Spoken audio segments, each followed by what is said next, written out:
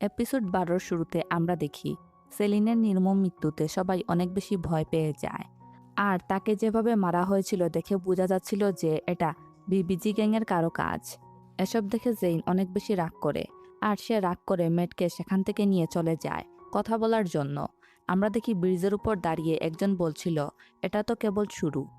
তারপর জেইন মেটকে নিয়ে একটি পুরনো বাসের ভিতরে বসে। জেইন হঠাৎ মেটকে সরাসরি জিজ্ঞাসা করে সে কি সেলিনের খুনের সাথে জড়িত। প্রশ্নটা শুনে মেট অবাক হয়ে যায়। সে কিছু বলতে চাইলে জেইন রাগে তাকে থামিয়ে দেয়। তারপর জেইন অনেকটা কষ্ট নিয়ে বলে সে মেটকে বিশ্বাস করেছিল, অথচ মেট তাদের সবার সঙ্গে বিশ্বাসঘাতকতা করেছে, বিশেষ করে তার সাথে। মেট শান্তভাবে বোঝানোর চেষ্টা করে যে সে মিথ্যা বলছে না, সে কখনো জেইনের বিরুদ্ধে যাবে না। তখন জেইন জানতে চায় যদি তাই হয় তাহলে কেন সে ব্লাড গ্যাংয়ে যোগ দিল, শুধু নিজের সেফটির জন্য, আরও শক্তিশালী ফ্রেন্ড পাওয়ার জন্য? তাদের ফ্রেন্ডশিপ কি যথেষ্ট ছিল না? মেট তখন আসল কথা বলে। সে জানায় ওই দিন নাজির তাকে বলেছিল খুব শীঘ্রই বড় একটা যুদ্ধ শুরু হতে যাচ্ছে। সবাই সেটা জানে না, কিছু মানুষ জানে। তাই সে শক্তিশালী আর বিশ্বাসযোগ্য কিছু মানুষ নিয়ে অ্যালায়েন্স তৈরি করতে চাচ্ছে, যারা কিনা উইনার টিমের সাইডে থাকবে। নাজির মেটকে জিজ্ঞাসা করে আমি কি তোমাকে বিশ্বাস করতে পারি? মেট হ্যাঁ বলে, আর বলে সে এই বিষয়ে আরও জানতে চায়। কিন্তু নাজির তাকে বলে সময় হলে সব পরিকল্পনা জানাবো। এখন সে শুধু জানতে চায় মেটের লয়ালিটি কোথায় স্ট্যান্ড করে। তখনই সেখানে নিকি চলে আসে আর হাততালি দিয়ে বলে কি ড্রামাটিক অবস্থা। এরপর মেটকে মনে করিয়ে দেয় সে আগে বলেছিল তার পাওয়ারের দরকার, এর আসল কারণ কি ছিল। মেট এক্সপ্লেইন করে আমার পাওয়ারের দরকার আমার ফ্রেন্ডদের রক্ষা করার জন্য। আমি জানি এসব আমি একা করতে পারবো না। নিকি শুনে বলে এটা তো অনেক সুন্দর আর দয়ালু টাইপের কাজ, তারা কি নিজেরা নিজেদের প্রোটেক্ট করতে পারে না? মেট কিছুই বলে না, শুধু নাজিরের দিকে তাকিয়েছিল। প্রেজেন্টে মেট জেইনের কাছে স্বীকার করে সে গ্যাংয়ে যোগ দিয়েছে, শুধু নিজের প্রাণ বাঁচানোর জন্য নয়, তার ফ্রেন্ডদের প্রাণ বাঁচানোর জন্য আর তার জীবনের সবচেয়ে গুরুত্বপূর্ণ মানুষটিকে রক্ষা করার জন্য। সে সরাসরি না বললেও বোঝা যায় সে জেইনের কথাই বলছে। মেট একটু ইমোশন নিয়ে বলে জেইন চাইলে তার উপর রাগ করতে পারে, কিন্তু এই সিদ্ধান্তের জন্য তার কোনো আফসোস নেই। সে কখনো জেইনকে ছেড়ে যাবে না, মৃত্যুর আগ পর্যন্তও না। এই সেন্টিমেন্টাল টাইমেও বাইরে কিছু লোকের চিৎকার শোনা যায়, যারা কিনা জেইন আর মেটকে খুঁজছিল। মেট বুঝে যায় বিপদ এসে গেছে। সে জেইনকে বলে যাই হোক চোখ বন্ধ করে রাখতে আর বাইরে না বের হওয়ার জন্য। সে জেইনকে রিকোয়েস্ট করে বলে তাকে বিশ্বাস করার জন্য। এরপর মেট জেইনকে ভিতরে রেখেই সে বাইরে যায়, যাতে শত্রুরা জেইনকে না পায়। বাইরে বেরোতেই প্রতিপক্ষ গ্যাংয়ের সদস্যরা তাকে ঘিরে ফেলে আর বলে ইঁদুর বেরিয়ে এসেছে। তারপর মেটকে অপমান করে বলে তুমি হয়তোবা ভুল গ্যাংয়ে জয়েন করেছ। তোমার কি মনে হয় তোমার টিমের সদস্যরা এসে তোমাকে বাঁচাবে? তারা ডেভিল গড ওয়ারিয়রকে হেল ইউনিভার্সিটির সবচেয়ে শক্তিশালী গ্যাং বলে দাবি করে। মেট শান্তভাবে বলে তোমরা কি এখন আমার সঙ্গে মারামারি করতে চাচ্ছ? তোমাদের কি মনে হয় তোমরা আমাকে হারাতে পারবে? সেখানে থাকা একজন মেটকে ধাক্কা দিলে মেটও তাদের মারা শুরু করে, কিন্তু তাদের সংখ্যা বেশি ছিল। তাদের আরও কিছু মেম্বার এসেও মারামারির মধ্যে যোগ দেয়। তারা মেটকে বারবার ফেলে দেয়, তাড়াতে বলে আবার মারে। তারা তাকে দুর্বল বলে অপমান করতে থাকে, কিন্তু মেট চুপচাপ সব সহ্য করছিল। আর ভিতরে জেইন বসে কান্না করছিল। জেইনও হেল্পলেস ছিল, কারণ বাইরে বের হয়েও সে কিছুই করতে পারবে না। তারপর যখন গ্যাংয়ের একজন মেটকে লাঠি দিয়ে মারতে যাবে, তখনই পেছন থেকে সুপ্রিমো এসে তার লাঠিটি ধরে তাকে ঘুরিয়ে মারে। তারপর সুপ্রিমো একে একে সেখানে থাকা সবাইকে মেরে তাদের অবস্থা খারাপ করে ফেলে। তখনই সেখানে আরও কিছু লোকজন এসে মেটকে মারতে থাকা ছেলেগুলোকে তাড়িয়ে দেয়। হামলাকারীরা বুঝতে পারে সাহায্য এসে গেছে, তাই দ্রুত পালিয়ে যায়, যার কারণে মেট প্রাণে বেঁচে যায়, কিন্তু সে মারাত্মকভাবে আহত হয়। আমরা দেখি সুপ্রিমো মেটকে হেল্প করে দাঁড়ানোর জন্য, কিন্তু রাগান্বিত অবস্থায় তার দিকে তাকিয়েছিল। তারপর সে তার লোকদের অর্ডার দেয় তাকে নিয়ে যাওয়ার জন্য, মানে বাকিরা তাদের হেল্প করে। হঠাৎ জেইন বুঝতে পারে বাইরের পরিবেশ নীরব হয়ে গিয়েছে। আমরা দেখি সুপ্রিমো জেইনের কাছে আসে এবং তাকে সান্ত্বনা দেয় এবং সেখান থেকে নিয়ে যায়। তারপর আমরা একটি ল্যাব দেখি, যেখানে চুল এলোমেলোভাবে একজন রিসার্চার রিসার্চ করছিল। তখনই গার্ড টাইপের কিছু লোক কিছু স্টুডেন্টের লাশ নিয়ে আসে, যাদের ওই রিসার্চার চেক করছিল আর কিছু একটা নোট করছিল। তাদের মাথায় ব্লাড দিয়ে 14 এবং 15 লেখা ছিল।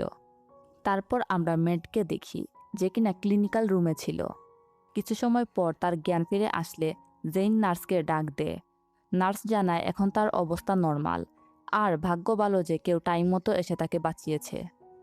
তারপর দেখে মনে হচ্ছিল মেট ব্যথা পাচ্ছে, তাই জেইন মেটকে জিজ্ঞাসা করলে সে বলে, তুমি আমার হাতের উপর বসে আছো। জেইন লজ্জা পেয়ে বারবার সরি বলে। বাকি ফ্রেন্ডরা এসব দেখে হাসছিল। মেট জেইনকে বলে উঠে, আমার উচিত তোমার কাছে ক্ষমা চাওয়া, কিন্তু জেইন বলে, তোমার ক্ষমা চাওয়ার কোনো দরকার নেই। তারপর বাকিরা তাদের একা রেখে বাইরে যায়।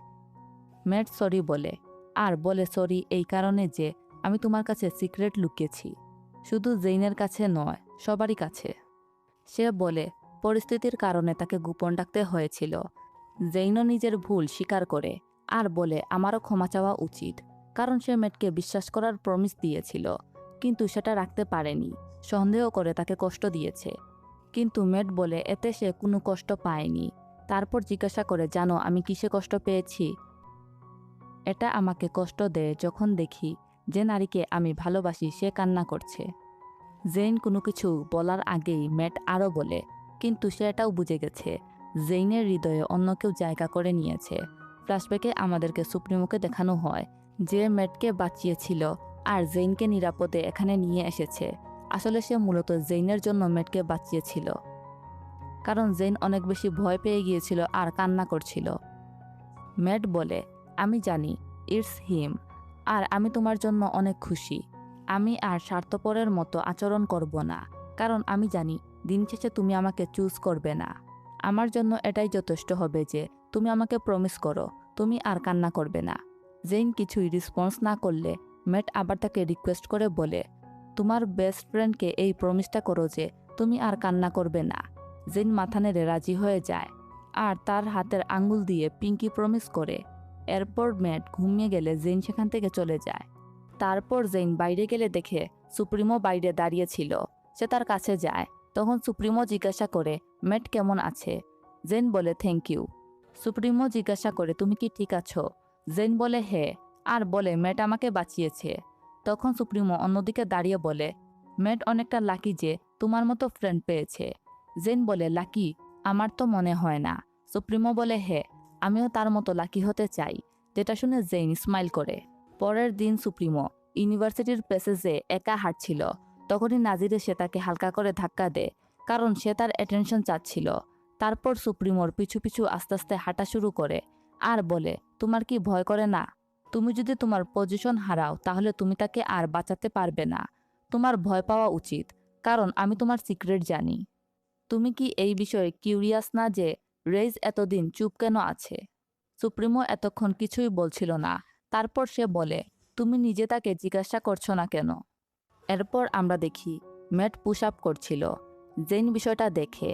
আসলে জেইনের কার প্রতি ফিলিংস কীরকম ছিল সেটা ক্লিয়ারলি বোঝা যাচ্ছিল না। জেইন তাকে খাবার খাওয়ার জন্য ডাক দেয় আর সেখান থেকে চলে যায়। তারপর আমরা দেখি জেইন ইউনিভার্সিটির বাইরে সিঁড়িতে বসা অবস্থায় ছিল। তখনই সেখানে রোকসেইন আর কিছু মেয়ে আসে। রোকসেইন যে কিনা ফেক সিলভেনিয়ার জিএফ ছিল। জেইন জিজ্ঞাসা করে, আমি কি তোমাদের জন্য কিছু করতে পারি? রোকসেইন অহংকারী ভঙ্গি নিয়ে বলে, তারা ক্ষুধার্ত, তাই তাদের জন্য খাবার নিয়ে আসতে হবে। ড্রিঙ্কসের কথাও উল্লেখ করে। তারপর তারা আরও অ্যাটিটিউড নিয়ে বলে খাবার যেন গরম আসে। জেইন কিছুই না বলে সেখান থেকে চলে যায়। মেগুলা জেইনকে কুইন বলে আর থ্যাংক ইউ জানায়, মানে তারা তাকে নিয়ে ঠাট্টা করছিল। এরপর আমরা এসএসডির অফিস দেখি। জেইন কিছু ফাইলে সবার সিগনেচার নিচ্ছিল। জেইন সুপ্রিমোর সামনেও আসে সিগনেচার নেওয়ার জন্য। সুপ্রিমো তার দিকে একটু অন্যভাবে তাকিয়েছিল। এমনকি জেইন তার জায়গায় ফিরে গেলেও সুপ্রিমো তার দিকে তাকিয়েছিল। এক পর্যায়ে সুপ্রিমো একটি লাঞ্চ বক্স নিয়ে তার সামনে আসে আর তাকে লাঞ্চ করার জন্য বলে। জেইন আশপাশ একটু তাকায় আর বলে তার এখন খিদে নেই, তাই সে পরে খাবে, কিন্তু সুপ্রিমো তাকে এখনই খাওয়ার জন্য বলে।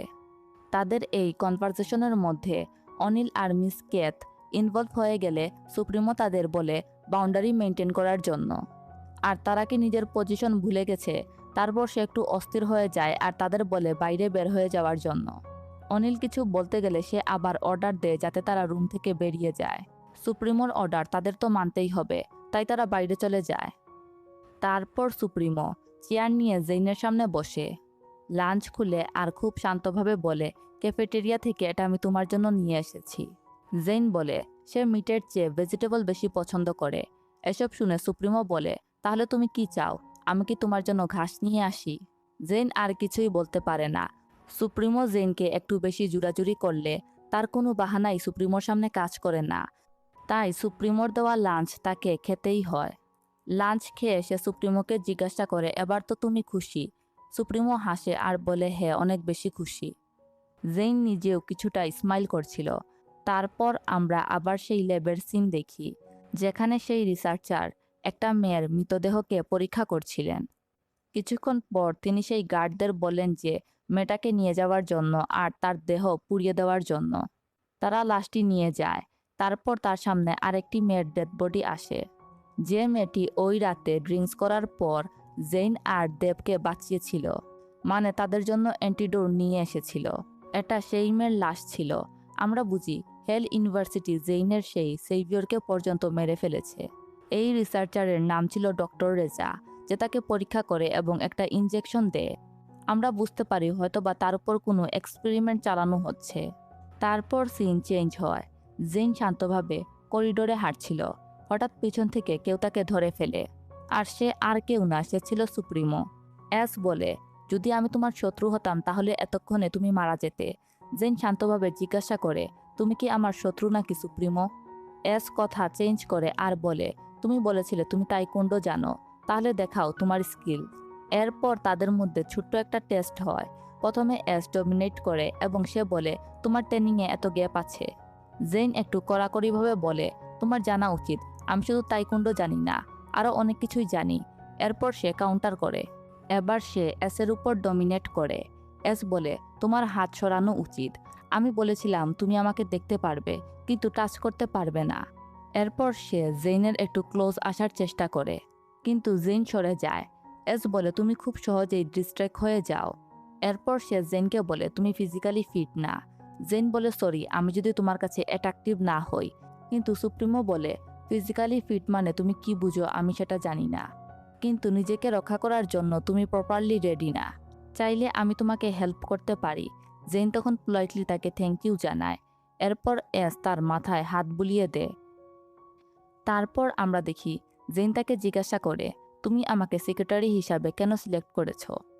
তুমি তো অন্য কাউকেও সিলেক্ট করতে পারতে, যেমন অ্যাঞ্জেলিকাকে। সুপ্রিমো অবাক হয়ে বলে, অ্যাঞ্জেলিকা, সে এই পজিশনে টিকতেই পারবে না।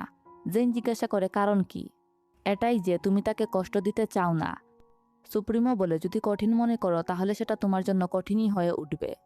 জেইন সরাসরি বলে উঠে, কারণ তুমি তাকে পছন্দ করো। এস কথা চেঞ্জ করে আর বলে, যদি কাজ ঠিকমতো না করে তাহলে সেটা আমার জন্য প্রবলেম হবে। যেমন ফিরজিকেই দেখে নাও, যে ব্লাড দেখতে পারে না। জেইন হেসে বলে, সবাই তো আর তোমার মতো না। এস তখন বলে, যদি সেটা তোমার রক্ত না হয় তাহলে আমার কোনো প্রবলেম নেই। সে আরও বলে, তুমি যাকে ভালোবাসো তাকে বাঁচানোর জন্য সব করতে পারো জেইন, কিন্তু নিজের জন্য কেন না? কেন তুমি আমাকে তোমাকে বাঁচাতে বলো না? জেইন বলে, কারণ এটা তোমার পজিশনকে এফেক্ট করবে। সুপ্রিমো বলে, তুমি এখনো বুঝতে পারছো না জেইন, আমি এই পজিশনের পরোয়া করি না, যদি না তুমি আমার হও। জেইন বলে, তুমি অনেক কষ্ট করে এই পজিশনে এসেছো। সবাই তোমাকে অনেকটা রেসপেক্ট করে, তোমার অর্ডারও মেনে চলে। সুপ্রিমো এসব শুনে হেসে বলে, তাহলে কি আমি তোমাকে একটা অর্ডার করতে পারি? জেইন বলে, কি চাও তুমি? আমি তোমার সব অর্ডার ফলো করব। সুপ্রিমো বলে, তুমি আমার অর্ডার ছাড়া আর কারো অর্ডার ফলো করবে না। এটাই হলো এসএসজির প্রেসিডেন্টের অর্ডার। এই বলে সে জেইনের কপালে কিস করে। আর আমরা দেখি এই সব কিছু নিকি দাঁড়িয়ে দেখছিল।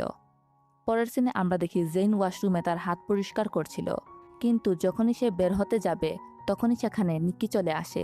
সে দরজায় ধাক্কা মেরে জেইনকে ফেলে দেয়। তারপর তার গলার উপর পা রেখে চিৎকার করে বলে, তুমি সব নষ্ট করে দিচ্ছ। জেইন জিজ্ঞাসা করে, আমি কি করেছি যে তুমি এমন আচরণ করছো? নিকি বলে, তুমি কিছুই করনি, কিন্তু তোমাকে একটা কাজ করতে হবে, যেটা হচ্ছে সুপ্রিমো থেকে দূরে থাকা। জেইন তখন সরাসরি বলে, তুমি আমাকে বলার কে? নিকি তখন ডাক করে জেইনের চোখের নিচে নখ দিয়ে আছড়ে দেয় এবং ওয়ার্নিং দিয়ে বলে, সুপ্রিমো থেকে দূরে থাকো, না হলে তুমি মরবে। ডিসিশন তোমার হাতে। এই ওয়ার্নিং দিয়ে সে সেখান থেকে চলে যায়। কিছুক্ষণ পর জেইন নিচে নামতে গেলে সুপ্রিমো তার ইনজুরি দেখে ফেলে। সে জিজ্ঞাসা করে এটা কে করেছে, কিন্তু জেইন রেগে গিয়ে বলে, আমি আমার শত্রুদের মোকাবেলা একাই করতে পারবো, এরপর সে ক্লিনিকে যায়। নার্স চা তার ক্ষতগুলোতে ব্যান্ডেজ করে দেয়। এরপর নার্স তাকে সরাসরি জিজ্ঞাসা করে, এইস আর তোমার মধ্যে কি কোনো রিলেশনশিপ আছে? জেন সরাসরি বলে, থাকলেও তাতে তোমার কি? এই বলে সে চলে যেতে চায়, কিন্তু নার্স তাকে থামিয়ে দিয়ে বলে, আমি ক্লান্ত জেন। আমি ওয়াদা করেছিলাম আমি মানুষদের সাহায্য করব, কিন্তু তারা আমাকে হুমকি দিয়ে রেখেছে। জেন কিছুই বুঝতে পারে না সে কি বলছে। নার্স চা আরও বলে, আমি তাদের হাতের পুতুল হতে হতে ক্লান্ত হয়ে গিয়েছি, কিন্তু আমি জানি শেষ পর্যন্ত আমি এই জায়গা থেকে বের হতে পারবো না। জেন তাকে আশা দেয় আর বলে, লড়াই এখনো শেষ হয়নি, আমি তাদের জিততে দেব না, আমরা সবাই এখান থেকে বের হব। নার্স তখন বলে, আমি আর চুপ থাকবো না, এবার আমিও আমার দায়িত্ব পালন করব। তারপর সে একটি শকিং সত্য রিভিল করে। সে জানায় যে ওই রাতে যেই দিন জেইন আর দেবকে পয়জন দেওয়া হয়েছিল, সেই দিন আমি তোমার থেকে একটি সত্য লুকিয়েছিলাম। তোমাদের যে পয়জনটা দেওয়া হয়েছিল সেটা কোনো ড্রিঙ্কস বা প্লাস্টিক থেকে আসেনি, বরং সেটা একটা কেমিক্যাল ছিল। জেইন তখন জিজ্ঞাসা করে, তুমি এতটা শিওর হলে কিভাবে? নার্স তখন জানায় যে তোমাদের লক্ষণগুলো ঠিক ওই কেমিক্যালের মতোই ছিল। সে আরও বলে, একজন স্টুডেন্ট আমার কাছে এই কেমিক্যাল চেয়েছিল। সে জেইনকে একটি রিকোয়েস্ট পেপার দেখায় আর বলে, আমি এটা দেখাচ্ছি যাতে তুমি বুঝতে পারো আমি সত্যি বলছি। আর সেই রিকোয়েস্ট পেপারের নাম ছিল সম্ভবত জেরোমের। এটা দেখে জেইন সম্পূর্ণরূপে অবাক হয়ে যায়।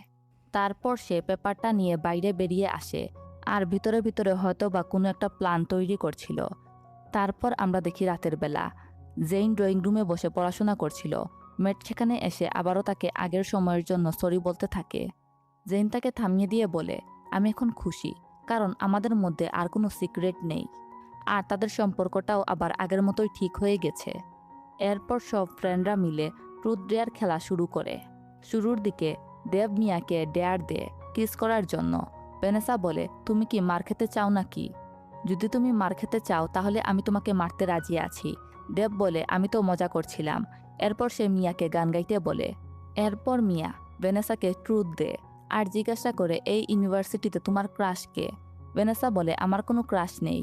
এই কথা শুনে জেরম কিছুটা হতাশ হয়ে যায়। এরপর আসে জেইনের পালা। জেইন দেবকে জিজ্ঞাসা করে, একুইন্স পার্টিতে কোন মেয়েটাকে তোমার সবচেয়ে বেশি ভালো লেগেছিল? দেব সাথে সাথে উত্তর দেয়, মিয়া, সেই ছিল সবচেয়ে বেশি সুন্দরী। জেইন তখন বলে, তাহলে ওই রাতের সবকিছুই তোমার মনে আছে, তাই না? দেব বলে, অবশ্যই, ওই রাত আমি কিভাবে ভুলবো, আমি তো প্রায় মারাই যাচ্ছিলাম ওই রাতে। এইবার জেইন আসল প্রশ্নে যায়। সে জিজ্ঞাসা করে, ড্রিঙ্কসের কারণে আমাদের প্রয়োজন হয়েছিল, সেটা তুমি কোথা থেকে পেয়েছিলে? তার এই প্রশ্নে সবাই কনফিউজড হয়ে যায়। জেইন আবার জিজ্ঞাসা করে, ড্রিঙ্কসের যে বরফটা দিয়েছিলে সেটা তুমি কোথা থেকে এনেছিলে? দেব তখন জিজ্ঞাসা করে, তুমি এসব প্রশ্ন কেন করছো? তুমি কি আমাকে সন্দেহ করছো? সে নিজেকে ডিফেন্ড করে আর বলে সে কিছুই করেনি। ভ্যানেসাও বলে, তুমি গেমটা নষ্ট করে দিচ্ছ জেইন। কিন্তু জেইন থামে না। সে বলে, যখন তুমি আইস নিয়ে টেবিলে এসেছিলে তখন তোমার সাথে আরও একজন ছিল। সে সবাইকে জিজ্ঞাসা করে তাদের মনে আছে কি না। এরপর সে সরাসরি জেরোমের দিকে তাকিয়ে বলে, তুমি তখন কোথায় ছিলে আর কি করছিলে? সবাই তখন জেরোমের দিকে তাকিয়ে থাকে, যেন সবাই জেরোমের উত্তরের অপেক্ষা করছিল, আর সবকিছু যেন জেরোমের উপর ইঙ্গিত দিচ্ছিল। আর এর সাথেই এই এপিসোড এখানে শেষ হয়ে যায়। নেক্সট এপিসোডে আমরা দেখব রুকসেইন ইচ্ছা করে জেনকে টিচ করে। সে তার ব্যাগের সব জিনিস মাটিতে ফেলে দেয় আর জেনকে তোলার জন্য বলে। সেখানে জেইনের ফ্রেন্ডরাও চলে আসে, যারা কিনা সব জিনিসপত্র তোলার জন্য তাকে সাহায্য করে। অন্যদিকে ম্যাডাম ভায়োলেন্ট সুপ্রিমোকে বলছিল যে, তুমি আমাকে অনেক বেশি ডিসঅ্যাপয়েন্ট করেছো। সুপ্রিমো তাকে বলে, তুমি কি চাও, আমি কি করব? তারপর আমরা দেখি সুপ্রিমো জেইনের সঙ্গে বসা অবস্থায় ছিল। হঠাৎ তার শরীরটা খারাপ হয়ে যায়, মানে সে ভালো করে শ্বাস নিতে পারছিল না। জেইন হেল্পের জন্য মানুষকে ডাকে। তারপর আমরা দেখি জেইন একটি জায়গায় বসা ছিল, সেখানে রুকসেন আসে আর বলে, তুমি সুপ্রিমোর সঙ্গে কি করেছো? এই বলে তাকে পানিশমেন্ট দেওয়ার জন্য সবাইকে একত্রিত করে। আর এর সাথেই এই এপিসোডগুলো এখানে শেষ হয়ে যায়।